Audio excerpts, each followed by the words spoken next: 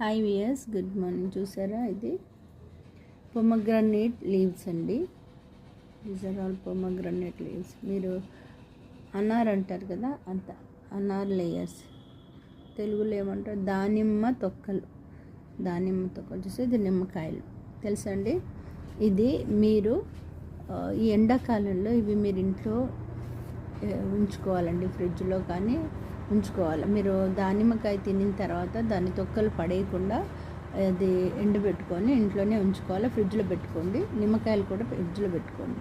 Every time daily నిమ్మకాయ రసంలో మీకు మోషన్స్ అయినా, ఎందుకంటే ఇది ఎండాకాలం, రాబోయేది ఎండాకాలం కాబట్టి సమ్మర్ సీజన్, ధూప మోసం కదా వస్తుంది కాబట్టి మీరు జాగ్రత్తగా ఉండాలా. డిహైడ్రేట్ అయ్యే అవకాశం ఉంది. అది సబ్జా గింజలు ఉంటాయి కదండి, సబ్జా బీన్స్, అవి తీసి ఇంట్లో పెట్టుకోండి. చాలా తక్కువ ధర అండి. నిమ్మకాయలు తక్కువ ధర, సబ్జా గింజలు తక్కువ ధర. ఈ దానిమ్మకాయలు అయితే ఒకటి తీసుకుంటే చాలండి, అది ఎక్కువ ధర ఉంటుంది కాబట్టి దానిమ్మ తొక్కలను మాత్రం మీరు నిల్వ చేసి పెట్టుకోండి. నిమ్మకాయ రసంలో రోజు ఒక గ్లాస్ నిమ్మకాయ రసంలో ఎండల్లో బయటికి వెళ్ళేటప్పుడు దాంట్లో ఒక స్పూన్ సబ్జా గింజలు వేసి, నిమ్మకాయ సబ్జా గింజలు ఆల్రెడీ గ్లాస్లో నానపెట్టుకొని ఉంచుకోండి. అవి వెంటనే నానిపోతే అలా ఉంచుకోండి. నిమ్మరసంలో కొద్దిగా సబ్జా గింజలు వేసి ఈ తొక్కలని కచ్చాపిచ్చ దంచి దాంట్లో వేసారనుకో, కొద్దిగా, ఎక్కువ కాదు, కొద్ది మోతాజులో.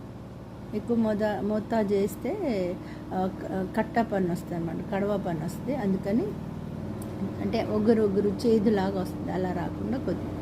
బ్లడ్ మోషన్స్ డిహైడ్రేట్ అయిన వాళ్ళు, ఏమంటారు, డయేరియా వచ్చిన వాళ్ళు ఇది తాగితే, మీరు ఒక గ్లాస్ నిమ్మరసం తాగితే వెంటనే కట్టుకుంటాయండి. హాస్పిటల్ తర్వాత ట్యాబ్లెట్స్, శాషెస్ ఇవన్నీ తీసుకునే అవసరం కూడా ఉండదు. వెంటనే కట్టుకోండి. ఇది సమ్మర్ సీజన్ కాబట్టి దయచేసి మీ ఇంట్లో నిమ్మకాయలని, పొమగ్రనేట్ లీవ్స్ని, అదే ఏమంటారు, పొమగ్రనేట్ పండు దొరకలేదనుకోండి, దాని ఇంట్లో అటు ఇటు ఎక్కడో దొరికితే కదా, దాని ఆకులని తీసి కడిగేసి కచ్చా పిచ్చ నవిలి రసం మింగి వేస్ట్ పడేయండి. ఇది కూడా వామిటింగ్స్, మోషన్స్ని కంట్రోల్ చేస్తుంది. మీకు తెలీదు, మన ఇంటి వైద్యమే మనని కాపాడుతుంది. అది మీకు తెలియదు. పెద్దవాళ్ళు అప్పట్లో ఒకరికొకరు చెప్పుకునేవాళ్ళు కాబట్టి వాళ్ళు 200-300 ఇయర్స్ బతికారు. ఇప్పటి వాళ్ళు ఒకరు బాగుపడితే ఇంకోరు ఓరోరు కాబట్టి, ఒకరు హెల్తీగా ఉంటే ఇంకోరు సిక్ అవ్వాలని కోరుకుంటారు కాబట్టి మన దేశం వెనుకబడిందండి.